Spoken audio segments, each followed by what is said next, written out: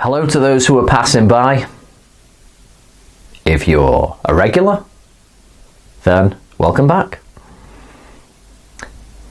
Let's talk about Carl Froch and what the one-time international superstar has said recently. Now, he's given his top 5 super middleweight fighters 168 pounds of all time. I doubt many people are going to argue with numero uno, Roy Jones Jr. He looked fantastic at 175 pounds. At 168, with him probably owning the most legacy-wise significant win against James Toney at 168, I've got no problem with him having Roy Jones Jr. at 1. He has Andre Ward at number 2. He at least had the common sense for a guy who beat him so easily to have him at number 2. Though he did have to give the little caveat that he wasn't fun to watch. But what's more interesting is that when you get to the 3rd place, and at this point when you expect to hear Joe Calzaghe, Carl Froch names himself instead. Now, he did give some reasons as to why he rated Joe Calzaghe lower than him. The problem was, a lot of the reasons Carl Froch gave can be applied to his resume. He kind of had the odd stance where he said that if you want to debate my legacy, I can and I'll happily do that. That would be kind of odd. He'd be defending himself against presumably an impartial fan. One of the things he tried to say was that Joe Calzaghe had a very close fight against Robin Reed, which he did back in the day. I forget, was it in late 90s or early, I think late 90s. It was very close. Calzaghe won on points, and Froch said there was no rematch. Well, in 2009, Carl Froch had a very close fight against Andre Durrell. I think it was in Nottingham. It was the fight, I think, after his WBC title win over Jean Pascal. Very close fight. Some people think Durrell deserved to win in terms of hitting and not getting hit. Froch got the nod, no rematch. For whatever reason, there was no rematch.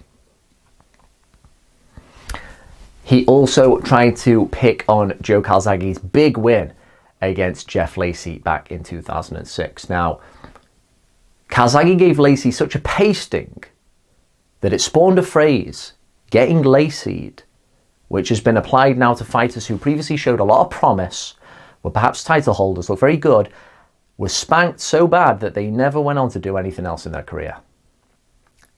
That's kind of what happened with Jeff Lacey.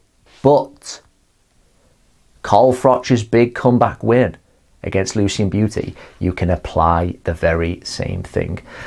After Butte was mashed up, I believe, in 5 rounds back in 2012 against Froch, great win, great performance, but still, Lucien Butte, he lost to Jean Pascal, James DeGale, and he never went on, really, to do anything else. He got Cobra'd, if we're going to say that. It was a win, ultimately, that didn't really age well.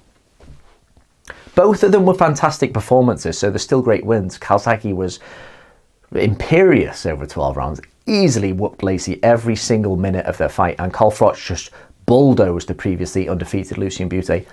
But both wins don't age particularly well. So if you're going to have a go at the Lacey win, you can easily have a pop at the Butte win. But more interestingly was he tried to have a go at arguably Calzaghe's best ever win. In 2007, when he beat an undefeated young Mikkel Kessler.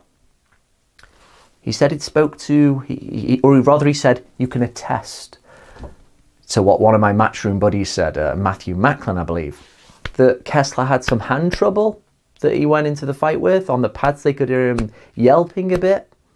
And as a result, they've tried to take away, or he did, tried to take some of the shine away from Calzaghe's excellent point victory over Mikkel Kessler. So he's fired some shots that actually he can fire at himself, so a little bit silly. He talked about the Bernard Hopkins win. It wasn't a pretty fight. It was very close. But nonetheless, even if you score that a draw, Hopkins then went on to beat the previously undefeated Kelly Pavlik. So you can't really get much mud on Joe Calzaghe's record. The one thing you can really say about Carl Froch is that from when he beat Jean Pascal up to his rematch with George Groves, he just fought consistent quality. Very little fat on his resume, I agree. He went through a hell of a gauntlet. There was like Yusuf Mack. I mean, Arthur Abraham was still useful when he fought him. There's really not much filler. He fought all kinds of guys.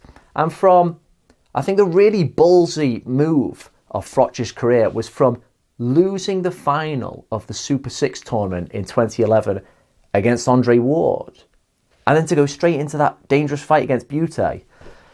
That was really make or break, and he broke Butte up in an impressive way. So you could really give Froch brownie points for the Jermaine Taylor fight as well, all that right up to Groves. There was a big period in Joe Calzaghe's fight. I remember watching these fights live in the early noughties. I was like, when's this guy going to fight somebody good? And there were loads of like wasteland defenses where you were thinking, when's he going to get his big defining fight? So I can understand that. But Calzaghe really picked up the slack in the latter part of his career.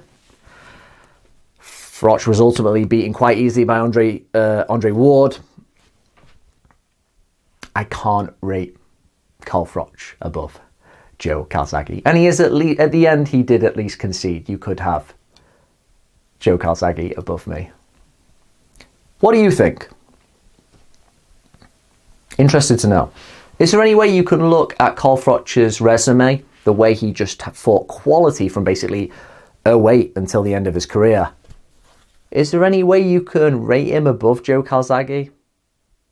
Or I think the clinchers, the fact Joe Calzaghe was undefeated, the fact he beat a younger Kessler more convincingly than even the second fight with Kessler when he was a little bit old.